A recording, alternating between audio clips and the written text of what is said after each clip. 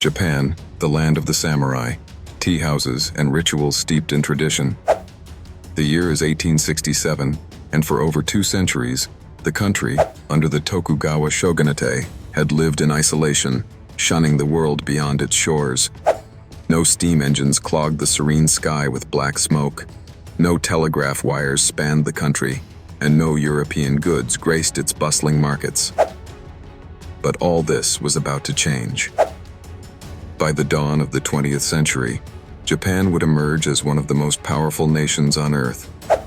But how did such a dramatic transformation take shape? Today, we'll dive into the Meiji Restoration, the incredible story of Japan's rapid modernization and its lasting consequences on the world stage. This is history. Let's set the stage. By the mid-19th century, Japan existed in a world that was steamrolling towards modernity. While Europe underwent the Industrial Revolution and America expanded westward, Japan remained wrapped in its sakoku, closed country policy, a policy initiated by the Tokugawa shogunate to prevent foreign influences. But this relative peace and closed economy came with a trade-off. Technologically, Japan was decades behind the West. Enter one fateful event that tipped the scales irrevocably: the arrival of Commodore Matthew Perry and his black ships in 1853. Perry, armed with steam-powered warships and looking to secure trade, presented Japan an ultimatum: open up your nation or face destruction. The clash of cultures was unavoidable, but the seeds of change were now planted. The Tokugawa shogunate was made up of warrior diplomats who had governed with an iron grip since 1603. But Perry's arrival exposed their lack of preparedness for the modern world. When Japan reluctantly opened its ports through the Treaty of Kanagawa in 1854, it demonstrated to the people that their leaders were unable to resist foreign powers.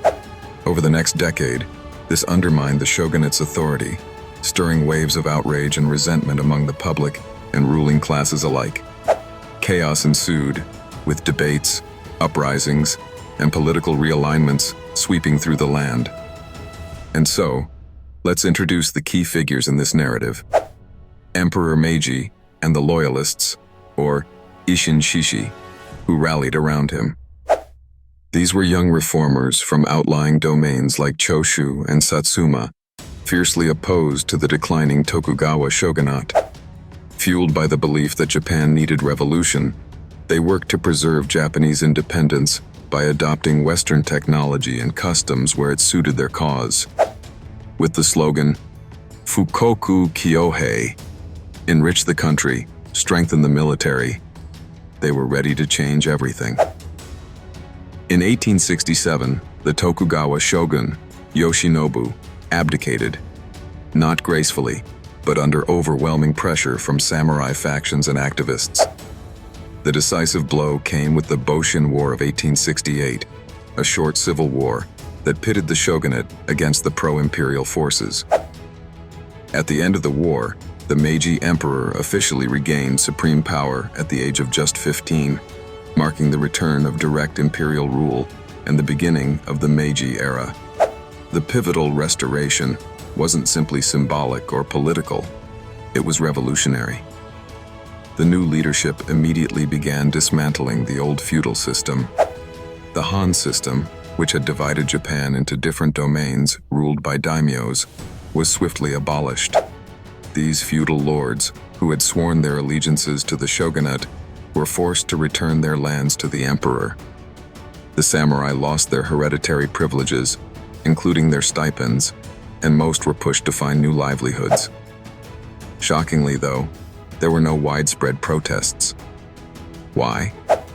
Because the reformers offered Japan hope, an equal playing field in the modern world, but only if it committed fully to Western advances.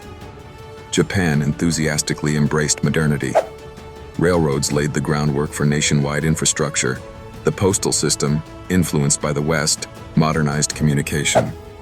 New Western-style schools began popping up, teaching science and technology, while sending scholars abroad to study governance, military tactics, and economics in Europe and America. In just a generation, Japan established a centralized government, a functioning constitution, and a modern military modeled on Prussian lines. What had taken the West centuries to develop, Japan condensed into a few decades. The adoption wasn't passive, it was surgical and systematic, avoiding any blind imitation. When importing technology or governance styles, Japan made deliberate efforts to tweak them, maintaining cultural identity beneath the modern trappings of power. But this wasn't just about shiny new trains and factories. The Meiji era's industrialization revolutionized Japan's economy. The government created zaibatsu, large family-owned conglomerates like Mitsubishi and Sumitomo that came to dominate industries from mining to shipbuilding. By investing in industries that supported national growth, Japan transitioned from an economy based largely on agriculture to one humming with steel production and mechanization. More importantly, the Japanese populace eagerly adopted the mindset of improvement. The samurai code became a value system compatible with the needs of an industrial powerhouse. Japan's rapid progress wasn't left unnoticed globally. By the late 19th century, it began flexing its newfound power on the international scene. In 1894, Japan's modern military stunned China in the First Sino-Japanese War, proving it could stand toe-to-toe with its neighbors. Just 10 years later, Japan defeated Russia, a major European power, in the Russo-Japanese War. For the first time in modern history, an Asian power had defeated a European empire in a major conflict. Japan had not only caught up, it was rewriting the rules. But was the Meiji Restoration purely positive for Japan? Not entirely. Social transformation on this scale always leaves casualties in its wake. For the samurai class, modernization was disorienting and melancholic. Many who couldn't adapt faced poverty and diminished social roles. Furthermore, the fast-paced push for industry created grueling conditions for workers. But most concerning of all, Japan's obsession with militarism grew unconstrained. This thirst for power and territorial expansion, which manifested in the early 20th century, is closely tied to its imperialist ambitions whose consequences would ripple well into the world wars, leaving behind scars too deep to heal quickly. Curiously, the Meiji Restoration's impact wasn't just confined to Japan. The entire world took notice. Japan broke stereotypes about what Eastern nations could achieve, challenging the European-centric notion of development. Colonized and oppressed nations across Asia saw Japan as proof that modernization and independence could coexist. Scholars in countries like China, India, and Korea studied Japan's reforms closely, aiming to replicate the model of blending Western influence with native pride. So, what lasting legacy does the Meiji Restoration leave us? It reshaped Japan into one of the most efficient modern states of the 19th and 20th centuries. But more than that, it stands as a vivid example of how adaptive genius and resilience can change a nation's course.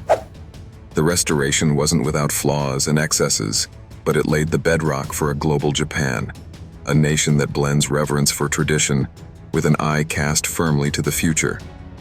As we close, consider this. The Meiji Restoration teaches us a critical lesson, that adaptation is not weakness, but strength. Nations, like people, grow when they're brave enough to evolve, to face challenges, and to embrace change without losing themselves entirely. And to this day, Japan's story stands as one of the most astonishing reinventions in history. A reminder that even when the odds seem insurmountable, transformation remains possible. This has been History. To uncover more groundbreaking stories like this one, don't forget to like, subscribe, and join us on our journey through the ages. Thank you for watching.